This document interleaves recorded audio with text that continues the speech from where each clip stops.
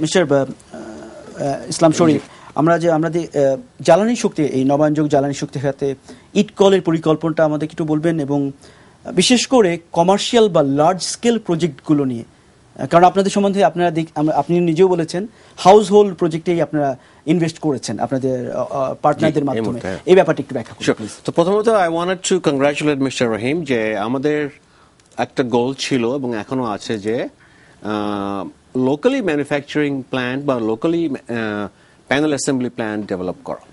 এই ব্যাপারে আমরা 3-4-5 বছর ধরে কাজ করছি, ওনাদের সাথে আমরা ইন দ্য পাস্ট কাজ করেছি। So I want to congratulate him, ওনারা ইস্টার্ন ব্যাংক লিমিটেডের সাথে একটা এগ্রিমেন্ট করেছেন একটা অ্যাসেম্বলি প্ল্যান্ট করার জন্য।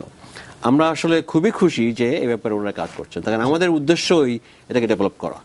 এছাড়াও আমরা এই মুহূর্তে 50 megawatt solar manufacturing plant / assembly plant করার জন্য আরএফপি দিয়েছি আমাদের ওয়েবসাইটে। এটা বলেছেন, বাট আমরা বলছি যে স্মল এন্ড মিডিয়াম এন্টারপ্রাইজগুলো, ওদেরকে কিভাবে সহায়তা করা যায় এই ব্যাপারে আপনি ভাবছেন? সো এখান থেকে যদি বছরে 50 মেগাওয়াট যদি প্রোডাকশন হয়, তো এটা যদি একটা স্মল স্কেলের একটা ইন্ডাস্ট্রি যদি চায়, আপনার to exactly answering your question, যে যদি ছোট একটা ইন্ডাস্ট্রির 1 মেগাওয়াট যদি এদের দরকার হয়, এদের যদি পর্যাপ্ত জমি থাকে, কথার কথা যদি 5 একর জমি থাকে, এখানে একটা 1 মেগাওয়াট সোলার পাওয়ার প্ল্যান্ট বা সোলার ফার্ম করা যায়। কস্ট কিরকম? এটার কস্ট হতে পারে $2-3 million, $2-3 million। কারণ সোলার যে টেকনোলজি দুইটা আছে, সোলার থিন ফিল্ম এবং পিভি টেকনোলজি, তো দুইটার মধ্যে থেকে যে কোনো একটা চুজ করে নিলে দামটা ওরকম রেঞ্জ করতে পারে। এই পরিপ্রেক্ষিতেই চলে আসে মিস্টার নিয়াজ রহিম, যে এই সেক্টরে গভর্নমেন্ট কি করতে পারে, আপনার অভিমত?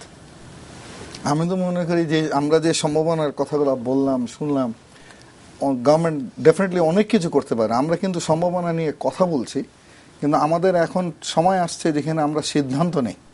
লাইক আমি বলবো প্রধানমন্ত্রী ওনাদের অফিসে অলরেডি স্থাপনা হয়ে গেছে, বাংলাদেশ ব্যাংকে লাগাচ্ছে, এই যে মানে বিচ্ছিন্নভাবে কিন্তু সিদ্ধান্ত হচ্ছে। এটাকে যদি গভর্নমেন্টের সিদ্ধান্তই নেই যে আমরা যেখানে প্রচলিত বিদ্যুৎ নাই সেখানে আমরা সোলার দিয়ে করব, সমন্বিত পরিকল্পনা থাকা দরকার। তাহলে আমাদের প্রত্যন্ত অঞ্চলে যে পোস্ট অফিস, থানা, রেলওয়ে স্টেশন, এই যে রেলওয়ে ক্রসিং, সেগুলোতে কিন্তু সোলার ইমিডিয়েটলি আসতে পারে। একদম শেষ প্রশ্ন শরীফ, এই সেক্টরে এমপ্লয়মেন্ট ক্রিয়েশন কিরকম? জি, আপনি শুনে খুশি হবেন যে আমাদের প্রোগ্রাম ক্রিয়েটের ফলে কম করে হলেও 20,000 থেকে 25,000 লোক এই ফিল্ডে কাজ করে। শুধুমাত্র রহিম আফরোজেই ওনাদের কোম্পানিতে 1100 লোক এমপ্লয়েড, ওনাদের ব্যাটারি এবং সোলার যে ফিল্ডে কাজ করেন। তো আপনারা বোধহয় শুনে থাকবেন যে গ্লোবালি এই সেক্টরটা ডেভেলপ হচ্ছে। তো আমি মনে করি যে গ্লোবালের ওয়ার্ল্ডের সাথে আমাদের একটা we can keep up with the world and we can develop the sector, and I strongly believe যে একটা ফোকাসড এফোর্ট যদি দেওয়া যায়, যেটা সরকার চেষ্টা করছেন যে সিডা সাস্টেনেবল এনার্জি ডেভেলপমেন্ট অথরিটি একটা ডেভেলপ হয়েছে, এটাকে যদি প্রপারলি ফাংশনালাইজ করা যায়, একটা ফোকাল পয়েন্টে এইটার যদি কাজ থাকে, it is possible to develop a whole industry যেখানে not only 25,000 people, we can employ millions of people. Mister Niaz Rahim, Mister Sharif, এই প্রাণবন্ত আলোচনায় অংশ নেওয়ার জন্য আপনার থেকে অসংখ্য ধন্যবাদ। Thank you. দর্শক, আমরা অনুষ্ঠান শেষ করছি। শেষ করার আগে bdjob.com এর তথ্য অনুযায়ী আসুন আমরা জেনে নিই চাকরি বাজারের হাল হকিকত।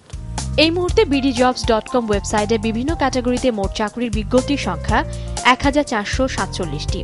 এর মধ্যে accounting and finance 103, bank insurance leasing 31, commercial supply chain 33, education training 90, engineering architectures 104, garments textile 248, HR organization development 23, general manager admin 188, design creative 14, IT and telecommunication 126, marketing and sales 188, customer support call center 32, advertisement event management 10, medical and pharmaceuticals 51, NGO development 77, research consultancy 17, security receptionist 47, data entry operator BPO 25, others 41, সর্বমোট 1447টি।